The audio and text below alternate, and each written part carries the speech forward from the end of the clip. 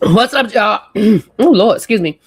What's up, tribe? How you guys doing? This is going to be your review of the Real Housewives of Salt Lake City, Season 5 Reunion Part 3. So we are done. Listen, the Sisters of Salt are in the box for the next, 8 months, maybe, give or take, whatever. Y'all, I'm just going to be honest and tell y'all, I struggled through this last part of the reunion. I didn't care anymore. I was over it. I think I told y'all if we weren't gonna get no footage from the plane, I was just kind of over it. And I think mentally I just checked out, which is probably why it's taking y'all so long to get this review. Because it's just we spent the first beginning part of this episode. We sort of rehashed the whole Britney Meredith situation, and I did get a little more information. So from what I understand, Britney went. So this the guy that is in question. He was Meredith's nail tech. He got into a situation where he made some anti-Semitic comments, and he was getting the backlash. He called and asked Britney to write a review. Britney was like, "Sure, you did my nails for free. That's the least I could do is to write your review." When the review went up, Meredith called Britney and was like, "Hey, girl, do you not see what's going on?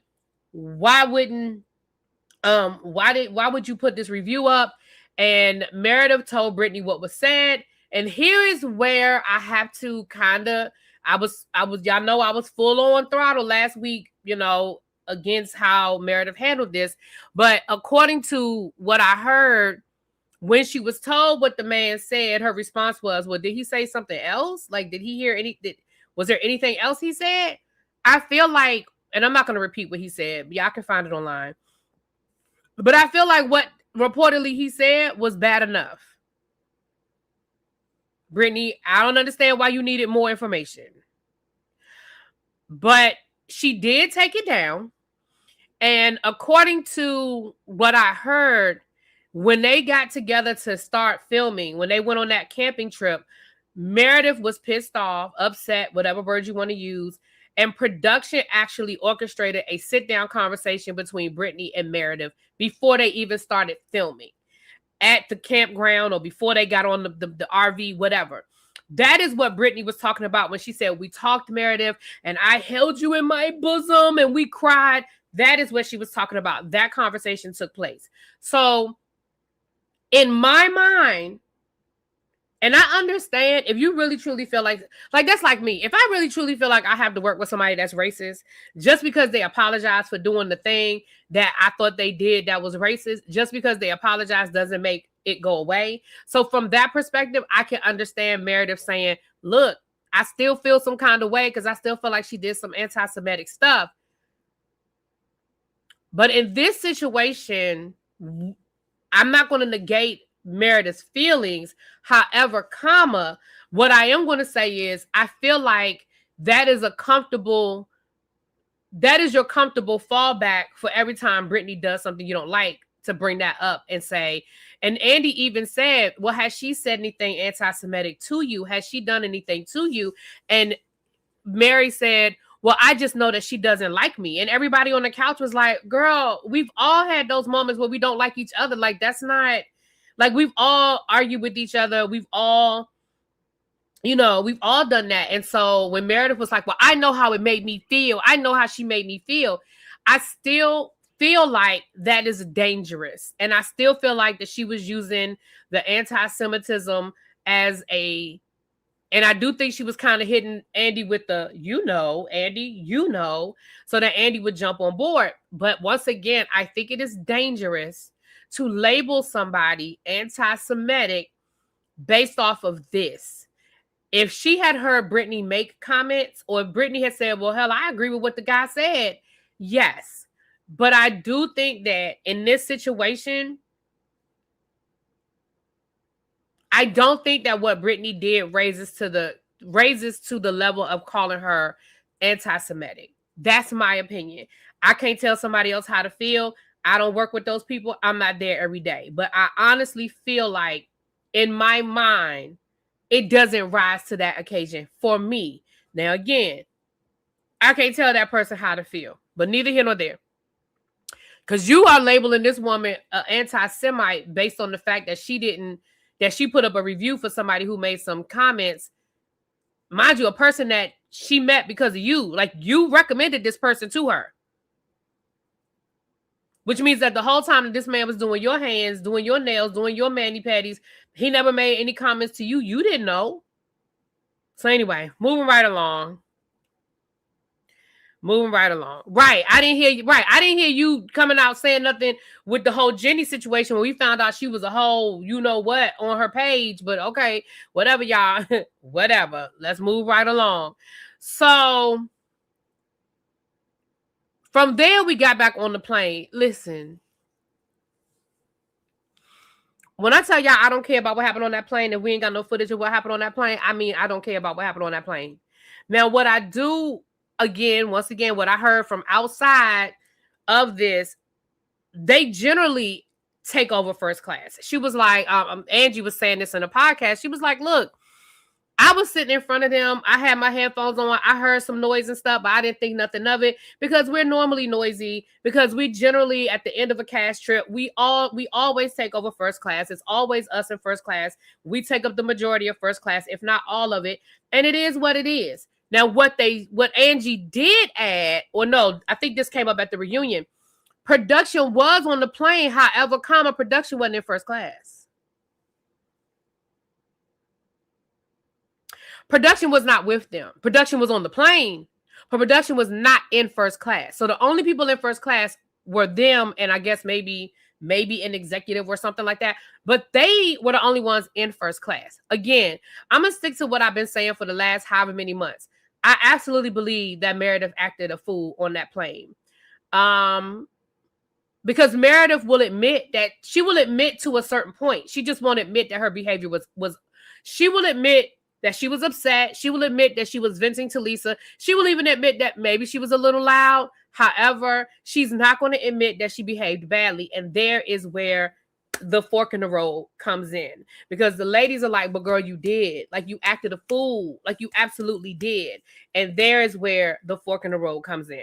Absolutely, CC Freak. She is the queen of semantics. We're going to get to that.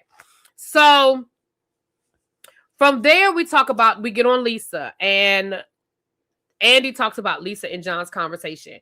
And once again, the ladies are trying to talk to Lisa and trying to get Lisa to understand how she is seen and how she presents to the world. Because I was having this conversation with a friend of mine earlier today.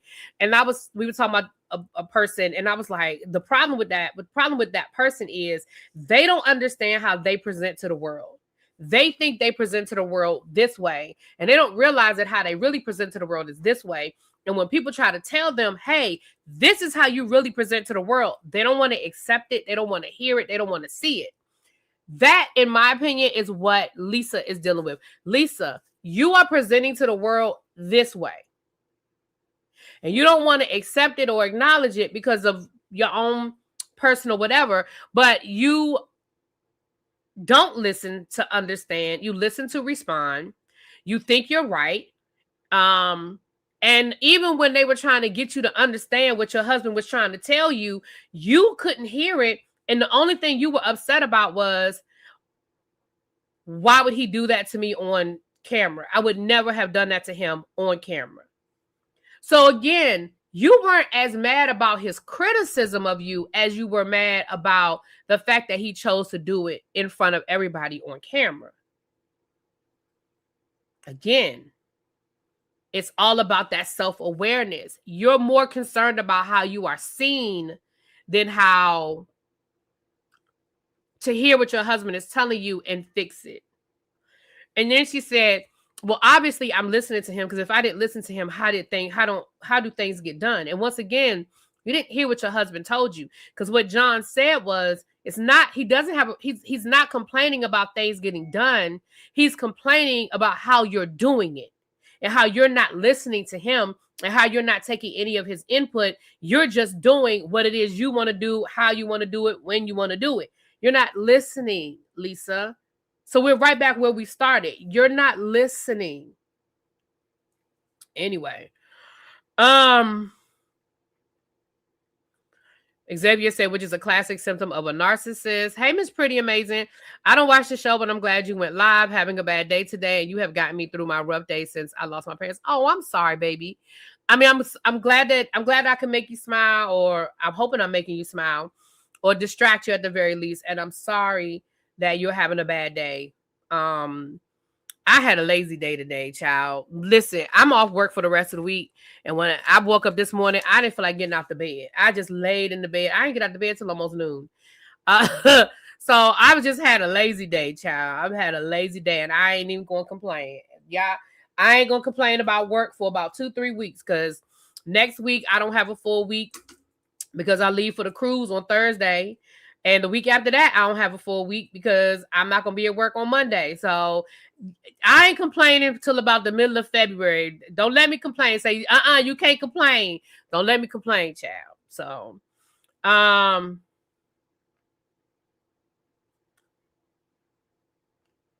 which explains why she probably had to ask that man to pay off her credit cards. I think that's the elephant in the room that wasn't being said when we saw the conversations between her and John. I think those lawsuits and some of the information in those lawsuits, I think that's the elephant in the room. But, who am I, child? And I heard her saying something about care packages for their son. So is he not back from his mission yet? Mm-hmm. Chuck said, John, leave her and sue her for divorce. The boys are now grown and you have a great relationship with them. So then we kind of got into Browin's, we talked a little bit about Heather and this pill situation.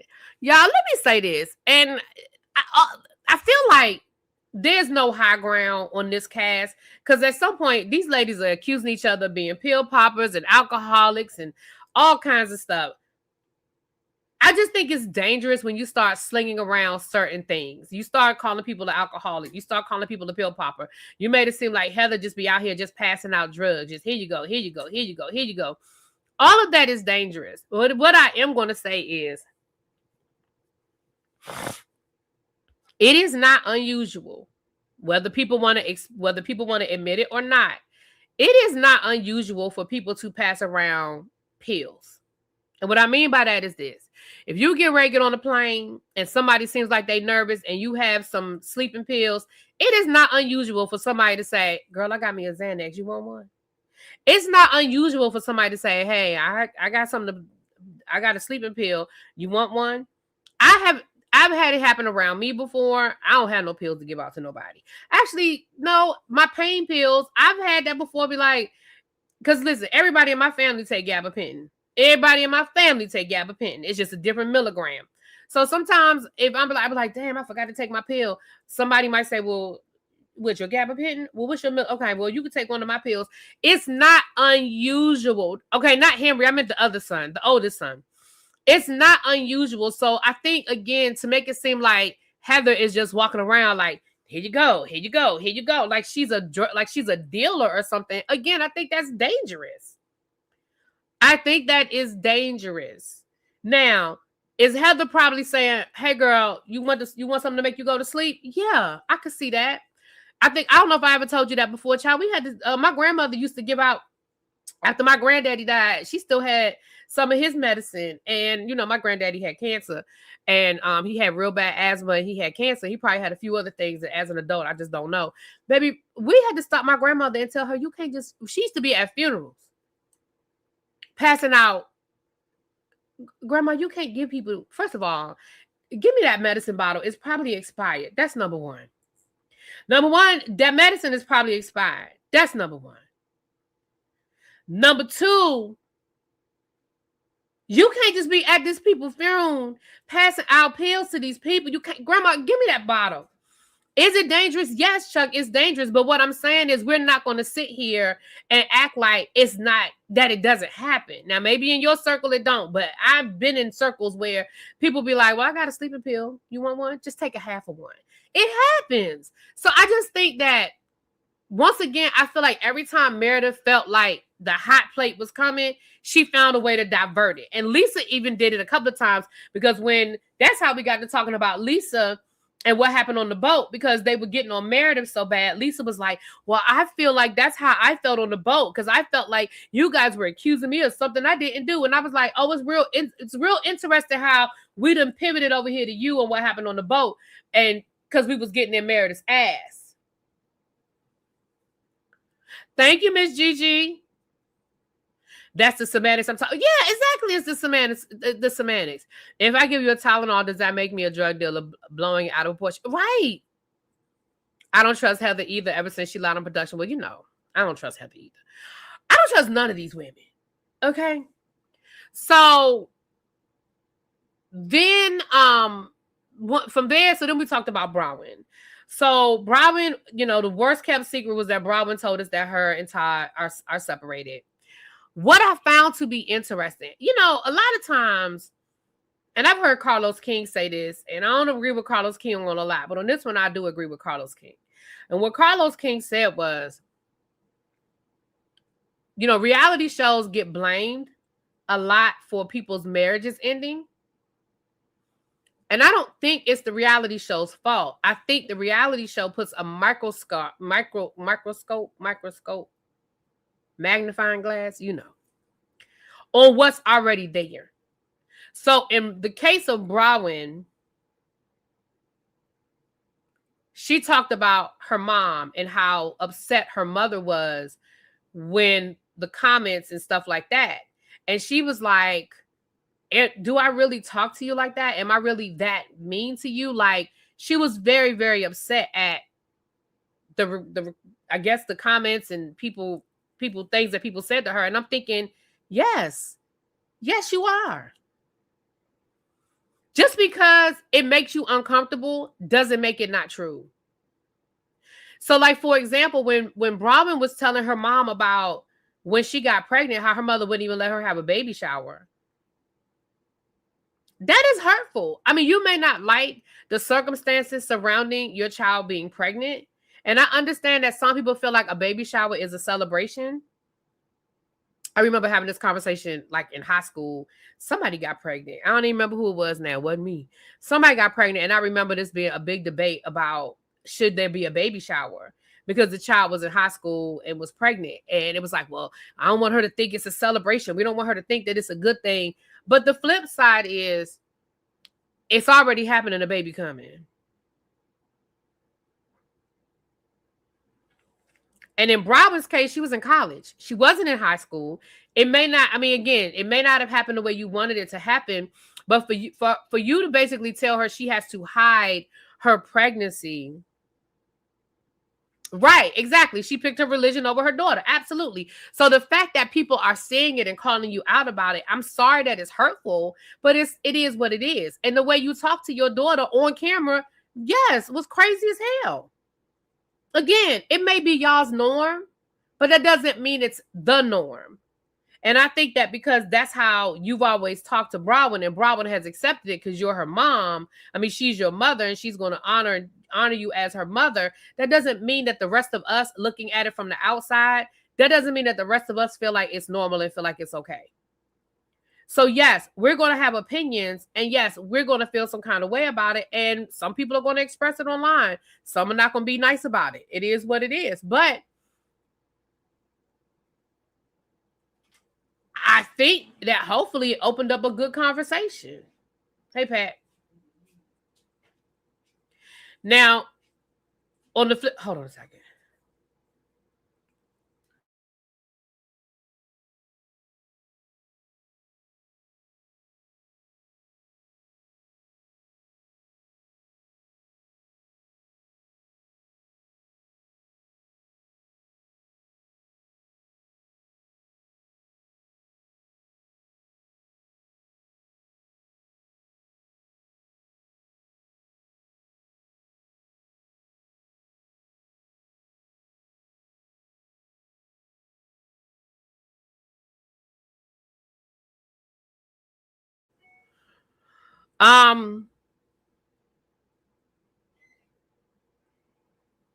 Okay. So then the same thing with Todd. She said that Todd was like, do I really talk to you like that? Am I really that mean to you? And she said that Todd actually went online and actually watched season 1 and season 2. So what you're telling me is that Todd never watched the show? Even when he went to the reunion, he never watched the show, so he didn't know what people were talking about. She said he went online. She said he went on Reddit, looked at everything that was on Reddit, which Reddit is the last place he should have went. And she said he was really, really upset because he was like, wow, like, is it really a big deal that I wasn't making eye contact to you? Was it really a big deal that I took your cherry off the plate? Like people really feel like, is this how I treat you? And Browin said she had to do some soul searching as well, because she saw herself back and she saw how she reacted to these things. And she said she had to have a conversation with herself. She had to be like, wow, like, I said that I would be willing to have an open marriage, but I'm really not. Like, that's really not what I want. Like, that's not really what I wanted.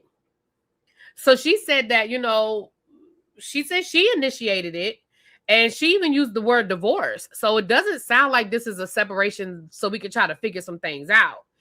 But I respect Browin, and she did say that she knew that the show was going to really be the end of her marriage, like if they continue. So I think the show put a magnifying glass on what was already there. I don't think that the show created anything. I think all of those things were already there. Now, she did lose her father, which I don't think I remembered her. She said when they got back from Greece, she said right after they got back from Greece, she lost her father. She said that he fell, and she said, he had Alzheimer's and all these other things, but that's not what ultimately took him out. It was the fall, and then the things that happened as a result of the fall. And I can understand that, because that happened with my grandmother. My grandmother was like a perfectly healthy 90-something-year-old woman that still lived in her own place and did her own thing. And then she fell and broke her hip, and it wasn't immediate. It didn't happen as fast as Browin, but she was never the same after she broke her hip. She just was never the same. And she, as she passed away. So yeah.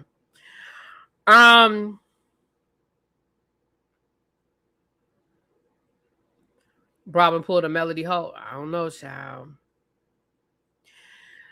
So then Whitney had a moment. And she talked about she doesn't resent her husband, but they are still in a really bad place. She said that she did purchase her business back 100%. So she has her business, and it's just a matter of, what she's going to do with it. But she said that she feels like she's the one that's always screwing up, and her husband is always sort of catching her or saving her. So she was really upset by that. So yeah, there was that. Then somehow, child, we got on Meredith again. Listen, Meredith and her wordplay was annoying the entire fuck out of me. Meredith will, like, even when they showed the clip of Meredith and Lisa talking about Britney being an alcoholic, right? Meredith is so conscious of those cameras that when Lisa was like, oh my gosh, it sounds like she has a problem. It sounds like she has a problem with alcohol. And you could literally see Meredith figuring out her words. And Meredith was like, well, I will say that it's not normal. So then when somebody on the couch said that, why Whitney was like, so it's basically Whitney was like, so it's okay for you to be calling people alcoholics. But when I did it, it was a problem. I didn't call her an alcoholic. I never said she was an alcoholic. Girl, you're playing games because that's what you said. Then her and Heather, and once again, she wouldn't admit point blank, yes, Heather, I called you a liar. She was like, well, I really wasn't talking to you, Heather. And production showed it back, and they were in Andy's ears saying, no, she pointed at Whitney and called Whitney a liar. I mean, she pointed at Heather and called Heather a liar. So Meredith was like, I don't recall. I don't believe that's what happened. That's not what happened. And she gonna say, She said something, and Andy was like, no, production just told me in my ear that you literally pointed 3 times and you pointed at Heather. So you called Heather a liar. And and then what we found out, which I was really glad that Whitney brought this up, baby, Whitney said, girl, you've been blaming production all day. And it's really bothering me because production, we fucks with production. Like, that's basically what Whitney said. Whitney said, listen, production has been great to us. Production has allowed me to feel comfortable enough to open up and share my real life. I don't like that you sitting here trying to turn everything into a production issue. I don't like it. And I don't like the fact that you're making this a production problem. And Meredith was like, I'm not saying it's production. And they were like, girl, yes, you have. Baby, why did production show the clip every time Meredith tried to blame production? She had been doing it the whole reunion. I said, after watching this, I now understand why the rumors have been going around about Meredith being demoted. Because, baby, after this, I could see why your job is not secure. I don't know it to be a fact, but I definitely could see why your job is in jeopardy. On a different type of show, Meredith would have got her ish rocked. Andy asked Meredith, what did production do this time? They never brought up about Heather blaming production about her black. Yes, they did. Yes, they did. And team, yes, they did. They absolutely did. The problem was it happened at the reunion, and then by the time we came back for the next season, when Heather admitted that she lied, she apologized, and Andy, you could tell Andy was pissed. No, it came up. They dealt with it. Andy was pissed off. I still don't think Andy fucked with Heather. Like, you could just tell, go back to that first episode when they were all coming out there and Andy was speaking to all of them. I still don't think Heather fucked with her. I still don't think Andy fucks with Heather like that. But Heather apologized and Andy, he dug in her ass. No, he did. Damn,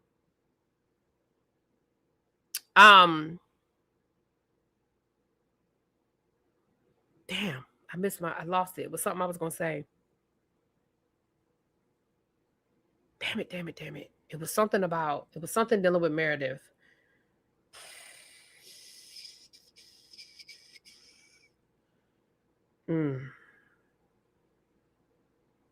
Yeah, Heather almost lost her job. Sure did. That was the beginning of Heather's rebrand. Yeah, that was the season. Yep. I no longer believe the rumor that Meredith was demoted. I believe that there was a hard conversation. Well, what I heard was that they offered her a demotion and she said no. So I wouldn't be surprised. I would be more surprised if Meredith comes back as a full-time housewife, if I'm being honest. Damn it, it was something else I wanted to say. It was dealing with Meredith, though, and I don't remember what it was. Meredith and Heather, Whitney.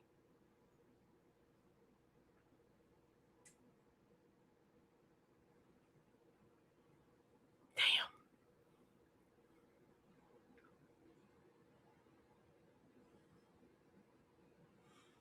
Maybe that's what it was about production. I feel like it was something else I wanted to bring up, but maybe that's what it was. It was about with Meredith blaming production. And again, I feel like every time Meredith was trying to explain something away. Now, Browin and Meredith got into it over Browin feeling like Meredith was wanting her to be her do girl. And I'm gonna be honest, Browin, you're not as innocent in this. You're not innocent. It sounds like you were voluntarily bringing or taking Meredith information until Meredith would throw you under the bus and wouldn't protect you. I don't think you were upset about being her do girl until she didn't protect you. That's what it sounded like to me. Because we know that you went back and told Meredith about what happened, what Whitney and them was saying about what happened on the plane. We know that you have carried bones in the past, but I think that you were more upset that you weren't protected than you were upset over being, because you were like, I still want to be your friend. Girl. Y'all the most, you betrayed me. I don't trust you, but I want to be your friend people I have ever seen. Now her and Heather, I don't know. She did apologize to Browin. her and Heather, she said, well, some conversations need to be had on both ends, and some apologies need to be given on both ends. Now, Heather don't feel like she owed Meredith no apology, so it'll be interesting to see how that goes. I will say this: if Meredith comes back next season as a full-time housewife, it is going to be her redemption season. It is going to be Meredith apologizing, acknowledging, I know I said this, I know I did that, I know I said this, and I know I did that. Kind of thing. That's what it's gonna be. And like Xavier said, that means that some hard conversations were had. Did you see the part where Angie basically said Meredith know who to try it with? Not really. I mean, if it happened, I missed it. Oh, I didn't see it that way. I don't know. Angie didn't really say a lot. They talked about Britney. Britney, girl, you still don't get it. They talked about Britney. Oh, I know what it was. Let me come back to a Mother's Day. Let me finish this thought on Britney, but y'all don't let me forget. Put Mother's Day in the chat so I won't forget. I knew it was something else I wanted to say. But basically, they asked Britney about going to BravoCon and bringing her daughter and spending time with her daughter. But yet she brought her husband or boyfriend, whoever, to BravoCon. And she was like, yeah, she doesn't, my daughter doesn't like him. And it's so hard, Andy. It's so, girl, it's not hard. It's not hard. If you really are interested in building a relationship with your daughter, build your relationship with your daughter. That man will be wherever he's going to be. But, I was like, you still don't get it. You still don't get it, girl. Okay, Mother's Day. This is the last thing I'm going to say because that's pretty much that.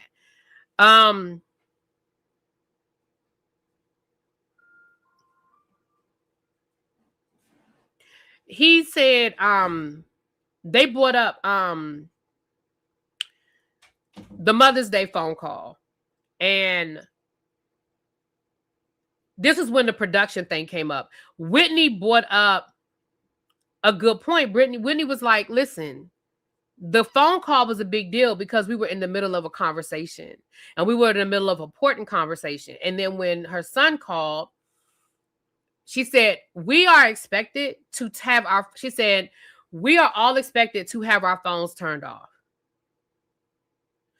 And when the phone call came, not only was that disrespectful to us because we were in the middle of a conversation, it was disrespectful to production because we were filming a scene. And we all know what the expectation is when we are filming a scene. We are not supposed to have our phones on. We are not supposed to take phone calls. And again, everybody on that stage, for the exception of none of y'all, everybody on that stage has kids. I mean, the kids are different ages, but everybody on that stage has kids, and everybody on that stage was sacrificing Mother's Day to film this fucking show. So you are not special, Meredith, because your phone rang and it was your son. Like, again, all of us had to figure out when and how to talk to our kids around production. So it was a big deal when Meredith answered the phone because once she got off the phone, the moment was gone, and now you're sad because you feel like now we're getting on you about answering the phone. So she said it was a big deal. And I was like, once they explained it from that perspective, I could see why the ladies were irritated. Because from our point of view, we could see that it broke up the scene because they were in the middle of having a conversation and it did sort of throw things off.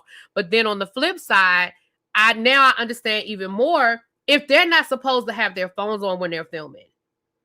Or they're not supposed to take the phone call. And the fact that Meredith took the phone call in the middle of a hot conversation to talk to her son and then got off the phone and was all upset and crying and shit. Yeah, I could see where it irritated the rest of them.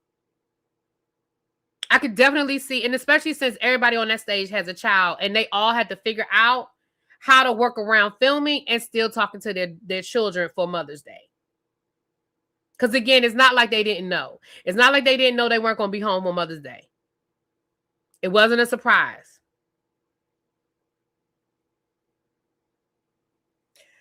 Anyway, y'all, that was pretty much it. I don't really have a whole lot more. I mean,